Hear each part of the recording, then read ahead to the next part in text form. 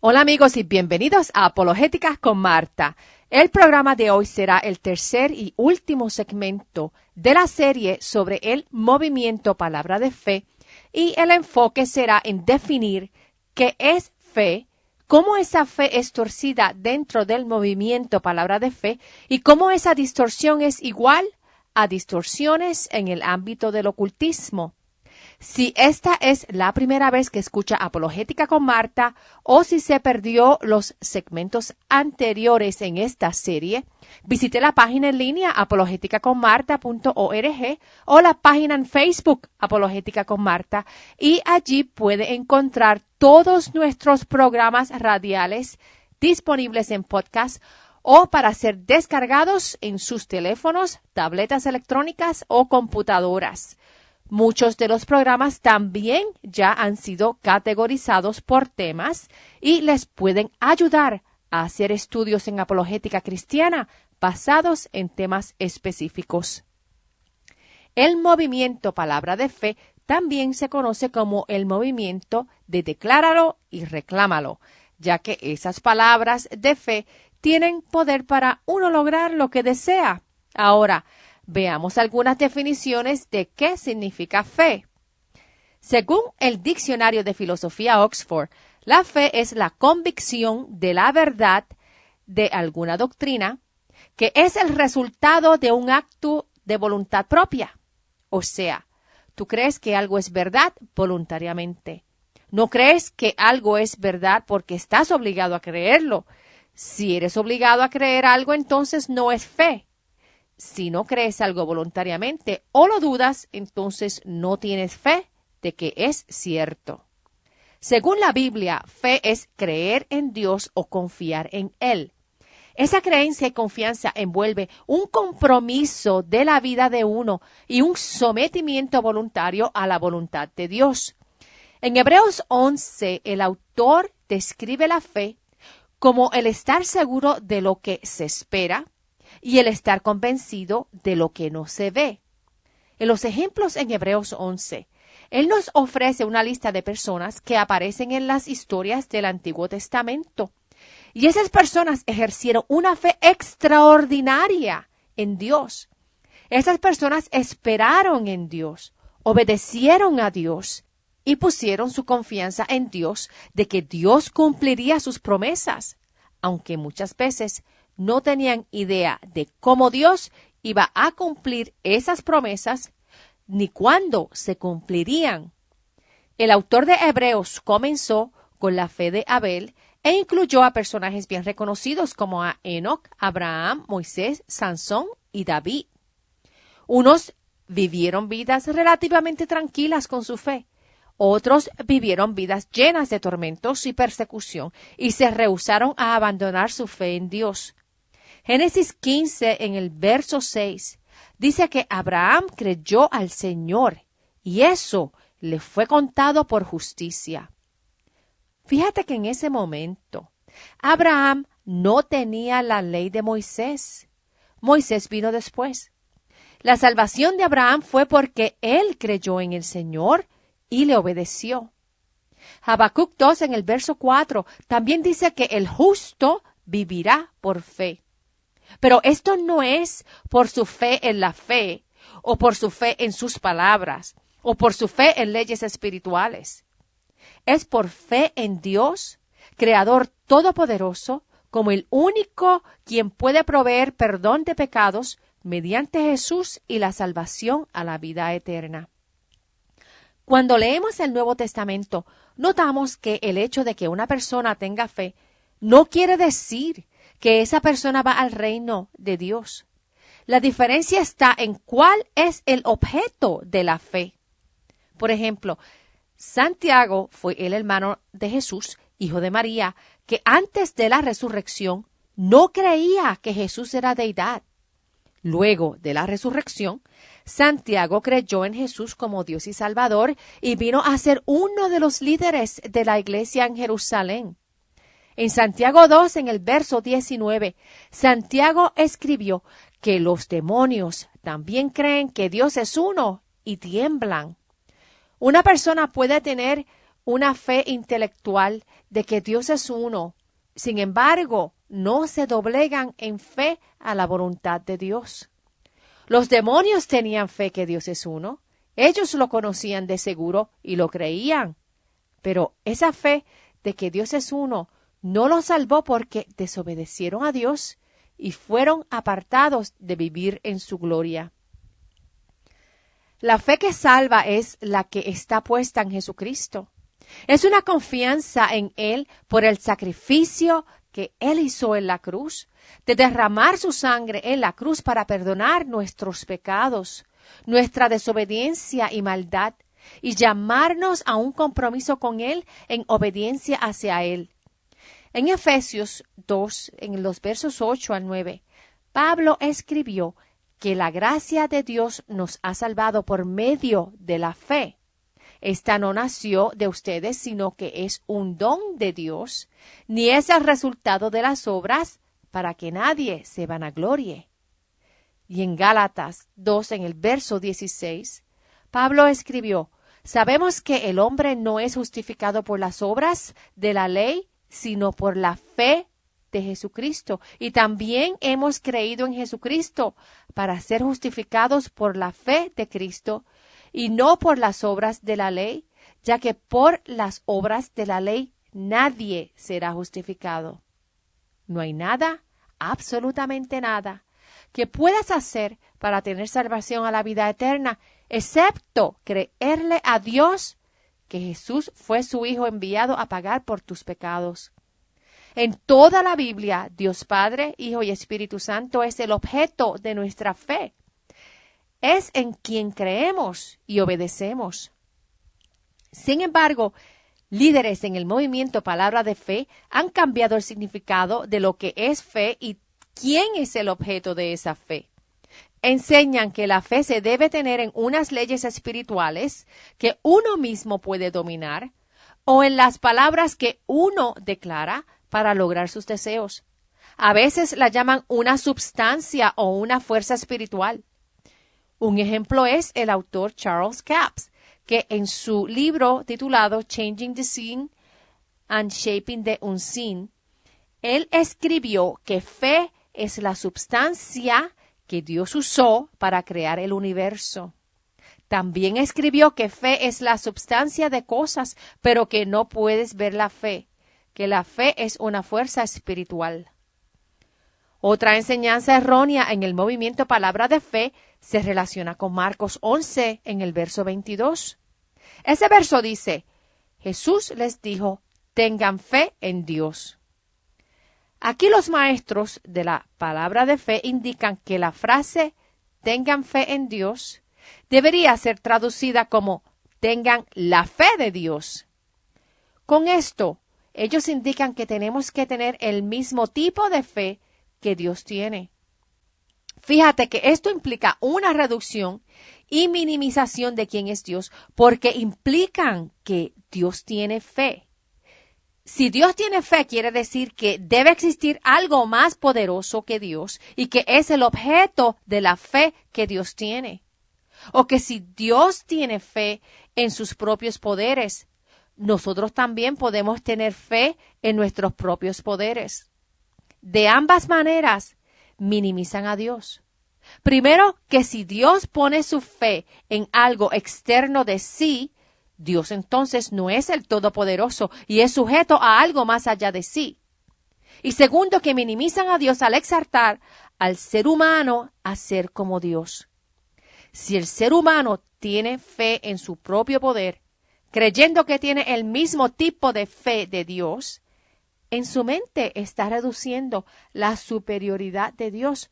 La traducción correcta de Marcos 11, verso 22 es que debemos tener fe en Dios y no es tener la fe de Dios.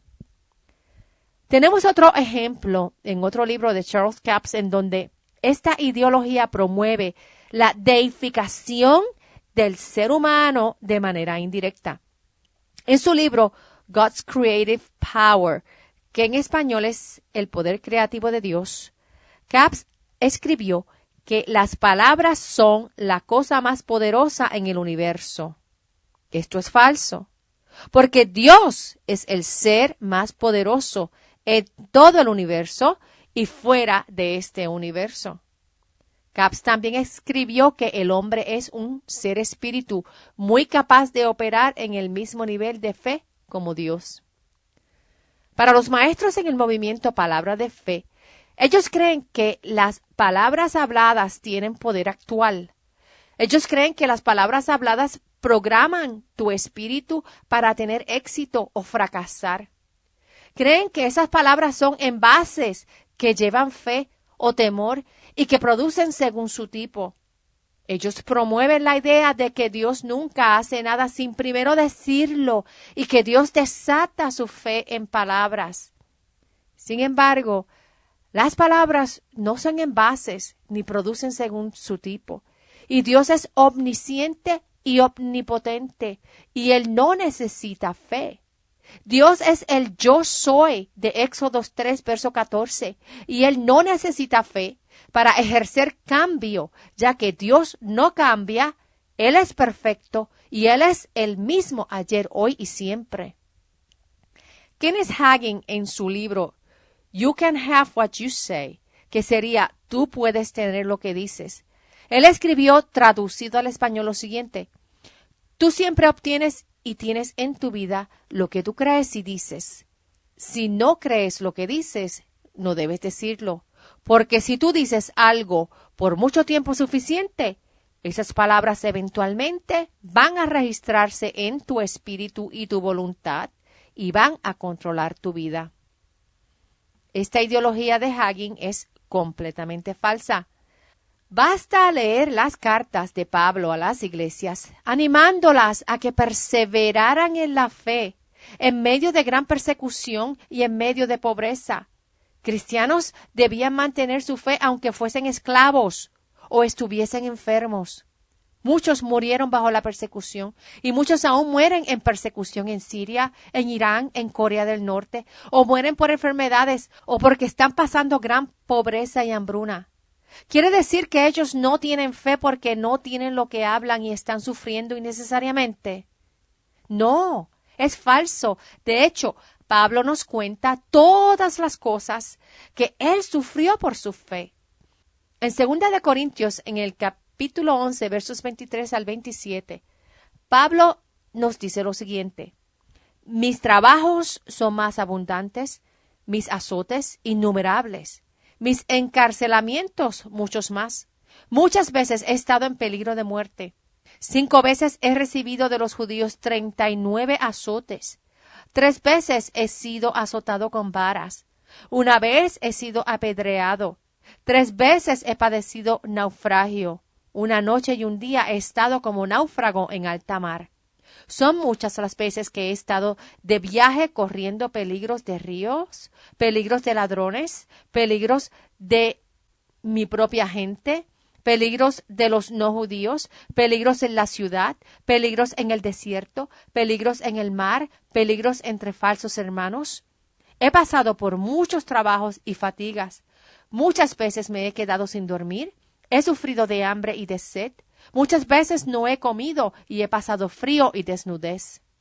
Sin embargo, Hagin en su ministerio ve la fe y las palabras como una varita mágica que le puede ofrecer al creyente de esas ideas todo lo que expresan sus palabras. La realidad es otra. La verdadera fe, como la de Pablo, lo llevó a compartir el evangelio por muchos lugares peligrosos, en donde se encontró con muchos enemigos de la fe en Dios. El compartir esa fe en Dios le trajo mucho dolor, le trajo desdichas, le trajo golpes, le trajo hambruna, lo llevó a la prisión, pero sus palabras de fe en Dios dieron a conocer al mundo de los judíos, de los griegos, de los romanos y del resto del mundo quién es el verdadero objeto de fe, en quién uno puede poner toda la esperanza, y es en Jesús. El movimiento Palabra de Fe no tiene nada que ver con uno tener una relación personal de salvación con Dios. En el libro Palabras de Kenneth Hagin, él escribió que palabras nos hacen o nos destruyen, que nos sanan o nos enferman. Él indica que según la Biblia, palabras nos destruyen o nos llenan de vida, de felicidad y de salud. Dice que nuestras palabras, las palabras que hablamos ayer, hicieron la vida que es hoy. En otra parte del libro, él escribió que nunca en su vida él oró para que sus hijos fuesen salvos, ni una sola oración. Él nunca oró para que sus hijos fuesen llenos con el Espíritu. Ahora que son adultos con familias, él no cree que haya orado más de una media docena de veces por ambos de ellos en estos años. ¿Por qué? Porque según Hagin, tú puedes tener lo que tú declaras. Estos, mis amigos, es simplemente la misma mentira del jardín del Edén cuando la serpiente le dijo a Eva que podrías ser como Dios. Dios habló y las cosas vinieron a existencia. Hagin promueve la misma idea de que si uno declara palabras con su boca, uno obtiene lo declarado.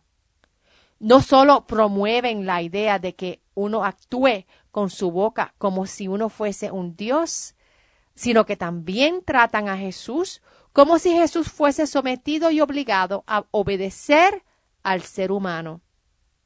Paul Yonggi Cho, en su libro La Cuarta Dimensión, escribió que la primera razón importante para usar la palabra declarada es para crear el poder de crear una vida personal exitosa. La segunda razón es porque el Espíritu Santo necesita que nosotros usemos la palabra declarada para atraer los propósitos de Dios. Yonggi Cho dijo que cuando él hablaba las cosas que él decía venían a ser. Él dijo que aprendió un secreto y que era que antes de que des la palabra, el Espíritu Santo no tiene el material apropiado con el que crear. Esta manera de pensar es bien arrogante hacia Dios. Dios no nos necesita para lograr sus propósitos. Él puede lograr sus propósitos aún mediante personas malvadas y desobedientes. El Espíritu Santo descubre la verdad de aun cuando les reveló a Pedro en Hechos 5 que Ananías y Zafira le habían mentido al Espíritu Santo al decir que ellos habían vendido su propiedad por menos dinero. El Espíritu Santo trajo juicio quitándole la vida a Ananías y Zafira. Nadie controló al Espíritu Santo. El Espíritu Santo tenía control de la situación. Otra herejía enorme es cuando Yonggi Cho dice que uno puede crear y desatar la presencia de Jesucristo. Uno no es un Dios superior a Jesús como para crearlo. Y Jesús es eterno. Él no es creado. Pero Yonggi Cho enseña que Jesús está atado a lo que tú declaras. Él indica que de la manera que tú puedas desatar el poder de Jesús a través de tu palabra declarada, tú también podrás crear la presencia de Cristo. Y si no hablas la palabra de fe claramente, Cristo nunca sería desatado. Según Yonggi Cho, tú creas la presencia de Jesús con tu boca y Él está atado por tus labios y por tus palabras. Yonggi Cho básicamente trata a Jesús como si Jesús fuese su genio, como el genio de Aladino en la botella mágica. En Mateo 6, Jesús nos enseñó a cómo hablar con el Padre, que incluye nuestra sumisión a Él, indicar nuestras necesidades y peticiones, pedir perdón, pedir protección y alabar su nombre. La oración no es el medio de activar una fuerza en el universo. La oración es el entrar en una comunicación con Dios, pidiendo conocer su voluntad hacia nosotros, su gracia y su merced. En Mateo 6, en el verso 11, oramos por el pan diario. En Lucas 18, verso 1, dice que debemos orar siempre y no desanimarnos. En Filipenses 4, versos 6 y 7, dice que llevemos todas nuestras peticiones delante de Dios en toda oración y ruego con acción de gracias. En Primera de Juan 5, versos 14 y 15, dice que pidamos según la voluntad de Dios. En Santiago 4, versos 2 al 3, advierte en no pedir con malas intenciones. Y en 2 de Corintios 12, del 8 al 9, dice que no todas las oraciones son contestadas, pero que la gracia de Dios es suficiente en nosotros para que el poder de Dios se perfeccione en nuestra debilidad. Esta manera de orar y declarar es muy diferente a las ideas de Kenneth Hagin, de Paul Yonggi Cho y de todos los promotores del movimiento Palabra de Fe. El último error crítico en el movimiento Palabra de Fe que voy a mencionar hoy es la promoción de la práctica oculta de hacer creer que las personas son dioses. En el libro Las Artes Negras, escrito por Richard Cavendish, dice que llevado al extremo máximo, la ambición del practicante de la magia negra es ejercer poder supremo sobre todo el universo. Es el de hacerse a sí mismo Dios. Varios promotores del movimiento Palabra de Fe han ido por esta ruta. El famoso televangelista Benny Hinn ha enseñado que Dios vino del cielo, se hizo hombre, hizo al hombre en pequeños dioses y regresó al cielo como un hombre. Él enseña que si eres hijo de Dios, entonces eres un pequeño Dios. En otra ocasión, John Avancini y Maurice Curello estaban en un evento en donde Avancini declaró que el Espíritu de Dios le dijo que Dios estaba duplicando a sí mismo en la tierra.